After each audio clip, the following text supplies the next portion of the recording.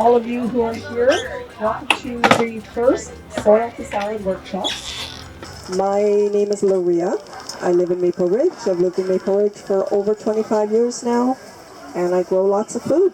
And I'm going to be the coordinator of this program to talk on different aspects of helping you guys grow food for yourselves.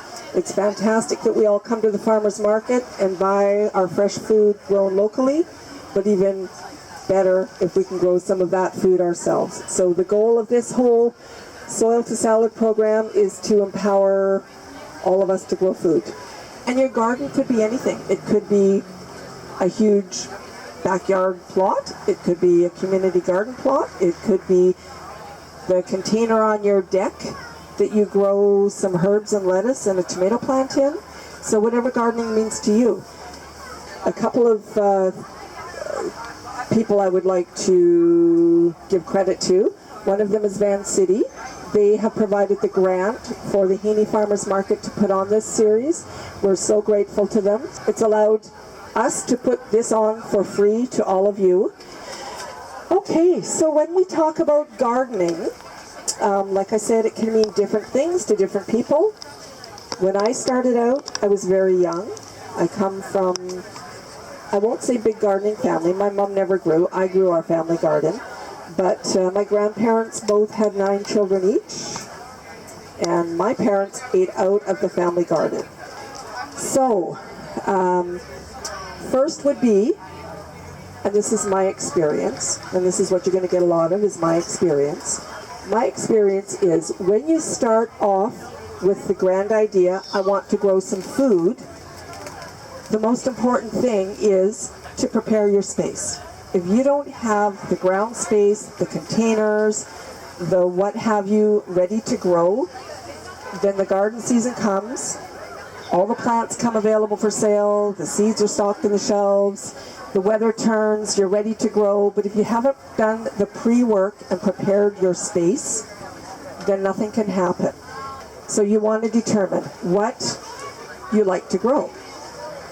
First of all, do you want to grow salad greens? Do you want to grow smoothie things too, so that you can eliminate buying your smoothie fixins from the market or the grocery store? Do you want to grow potatoes? Do you want to grow all of it? My suggestion would be don't go for all of it because it's overwhelming and you will likely not meet with the success you want. Pick a couple of things that you know you really like and go for it. Start small. Maybe it's just 2 or 3 items that you want to replace that you buy on a regular basis. Maybe you make smoothies every day and you buy kale from the market and cilantro and Italian parsley to put in your smoothies. That would be a great start. Grow those 3 things, eliminate the need to buy those from the store, and go with that. If you've got a deck and you've only got so much space, get yourself the planter boxes that you need, or the pots, or for somebody with a smaller space or just getting started who's thinking, oh my gosh, where will I start? What will I do? Where will I grow it? Even if you just buy yourself something from Costco. That's the easy way. The other way is work with the earth you've got, or make a bed. Use reclaimed lumber, use pallet boards. They're free all over the place. I'm certainly not going to guide anybody into any specific way. Everything works. Like the seed has the wisdom in it, and the seeds grow. That's what they're designed to do. We just need to create the environment so that it can do its work and provide us with food. So pallet gardening is a fun way to go. I'm a big fan of vertical gardening, so I like to maximize my space as much as I can. There's lots of local farms around here where you can get soil. I was driving down the countryside last night. Davison Farms right on Golden Ears Way. I know the Brookfield Farms, they sell bagged manure and they're certified organic dairy now. And they're up on 123rd and near Lady View School. And they just have a hay wagon out front of their property. And the drop box, you drop a $5 bill in and you take a bag of manure away. So there's lots of options. The garden centers have all got commercially bagged soil. or amendments or steer manure, mushroom manure, that kind of thing. So depending on what you have, and just for fun, I went out this morning and I scooped up some soil. So this is what I would call good soil. This I grow in. It's nice, it's fluffy. If you can see this, anyone's welcome to come up and have a look at it or a sniff of it or whatever. These, anybody know what this lovely weed is? Chickweed. Okay, if you grow good, healthy chickweed, that's a good sign. Like, it's not good. We don't like chickweed in our garden, but every good organic garden should have chickweed growing in it. And then I grabbed a little chunk of soil that is not what I call good soil. It's very dense. It's saturated. When you go to poke your finger in it, it's like almost hard pan. It grows real staggered little weeds out of it that there's no fluff, no life, no microorganisms happening in it. So you want to look where the weeds are good. If you're trying to think where's a good start with my soil, if the weeds are good there, it's a very good chance that it's a good spot to start. And then go from there and amend it. Get yourself some composted manure from either one of the places I said. So it starts with the soil, but preparing your space and knowing where you want to grow and getting the soil ready prior is important. It's key. It's what it's all about. So once I've got my beds prepared, and I like to do that as early as I can, it's West Coast Seed Catalog, and I'm going to give a big shout out to West Coast Seeds. They're an amazing company. Or Salt Spring Seed is another favorite company of mine that I bought seed from over the years. One of the most highly used features in this magazine. Are all of you kind of familiar with this catalog? Yeah. Everyone kind of had one? Yeah. This is my Bible. So this is such a great guide, and as many years as I've been growing, and as much and as good as I grow, I still go to this all the time, and I'll look, okay, so it's April, third week of April, what can I start? And it's great, because the line will tell you, all right, it's a great time to start arugula. Like, super, we can start arugula all the way through. We want to start this indoors, and then we want to transplant it out a little later on. So earlier in the year, once my garden beds are all ready, I start things indoors. Now that may not be for everybody. That may be a big stretch. Fortunately, for people starting off, the likes of me and many, many other people do this, and the nurseries have all got starter plants for sale. It's a great way to go.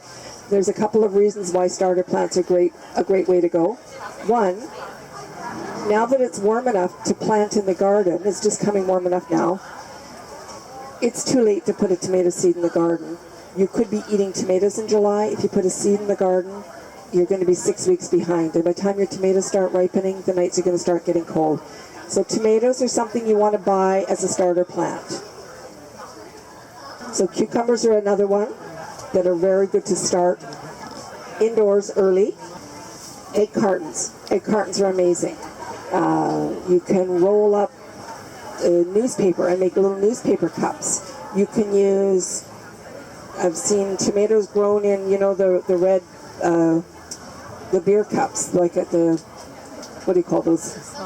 Yeah, the cello cups, the plastic cups. You can use your recycling, your old cottage cheese pots or yogurt cups or what have you. So anything will go. The plants aren't fussy. All they want is some soil. When I do my starts, I buy soil, and I generally either buy sunshine mix or a pro mix or something that's got some perlite in it. And you can get lots of great soils that are for organic growing. And the perlite is this little white, and it will hold and absorb the moisture so that your plants will stay hydrated and not dry out. You can start them on a windowsill. So anywhere warm to germinate them, especially the hot weather plants, because they love the heat and everything happens faster, and I'm experimenting all year long, every year. Tomatoes love heat. Cucumbers love heat. Squashes love heat. You don't want to be putting anything that's a heat lover out until your nighttime soils are above 10 degrees on a consistent basis. But lettuce is a great one to grow. I put new lettuce out in the garden every couple of weeks because I want a lot of lettuce. I grow lots of lettuce. It's easy. It's almost a no-fail. Lettuce is a cold weather crop, so it can take the cool. I germinate all my seeds in a warm space, and then the lettuces will flourish once they're outside. So it's a great idea to start early, get your seeds going. If you've missed that window of time, that's not a problem. There's many, many places where you can buy starter plants, many places here. I took a little stroll around, have them. Italian parsley, that's another one. And here's an example. So these are live pea shoots, and what I do is this is how I eat them at home. I grow them, I snip them, however much I need, just with a sharp pair of scissors. I enjoy them, and they grow back, so you'll get a second growth out of this. So that's the cool thing. When you buy them already harvested, you eat them and then you have to buy them again. This is kind of fun because you get to grow your second harvest. Pea shoots is great for the winter time to have your greens all year long. So moving along here, so prepare your space, amend your soil, and if you're growing right above the ground in a raised bed, then you just want to buy there's some veggie, they're called veggie mix or veggie blends, and different landscape companies will have a soil that's a compost, mushroom manure mix. If you're not amending soil that you already have, then just buy a veggie mix and get soil. To me, in the early part of the year, nothing makes me happier than earth that's ready to work in. But you certainly can't go wrong with amending your soil every year. And you need to watch your plants. If you find, so I'm going to show you this here. I specifically grabbed this little one. Watch your plants and be in touch with them, because as you watch, so you see this leaf here? It's yellowed. Now this means it's not getting enough of what it needs, and it's generally nitrogen. These little babies have been in here for probably about 6 weeks. They're ready to pop out and put in the earth. And when you transplant lettuce, you just kind of pinch the roots out of the bottom a little bit, open it up, get that good and wet, and put it in the earth, and those roots are going to spread out and go. This is a perfect little lettuce plant to get started with, but it's ready for some earth that has some good nutrition in it, because this potting mix is got enough in it to get the plant going and started, and the seed has what it has in it to get the plant begun, but this is ready for earth now. And the reason I know is because the leaves the outer leaves they're a little bit yellow. So you need to watch your plants. If you see that your plants are not flourishing the way you think they should, look into some organic fertilizer. There's some great ones out there. Whether it's a fish fertilizer or liquid granules, look into Epsom salt. Epsom salt is pretty good for your plants as well. I have used it in tomatoes and peppers. And I'm a firm believer of what we put our hands on and give our attention to provides for us. It flourishes. You give a little bit of love and attention, and it's going to give some love and attention back to you. And my secret ingredient in the garden is gratitude and attention. It's what my very best fertilizer is. And time and again, I find that what garden area I spend my time loving, giving attention to, working with, imagining what's going to come, is what provides the very best for me. If we set it and forget it, it behaves that way. So you need to feed you because you've created it. So it's energetically in line with you in a way that good healthy food bought from even the next person who grows a good organic garden, it's better if you grow your own. Energetically, it's yours. It's for you. It's the right food to feed your family. So I think that's it for today. I hope that was informative. Thank you all for being here, and touch in as regular as you would like. Thanks, everyone. Perfect.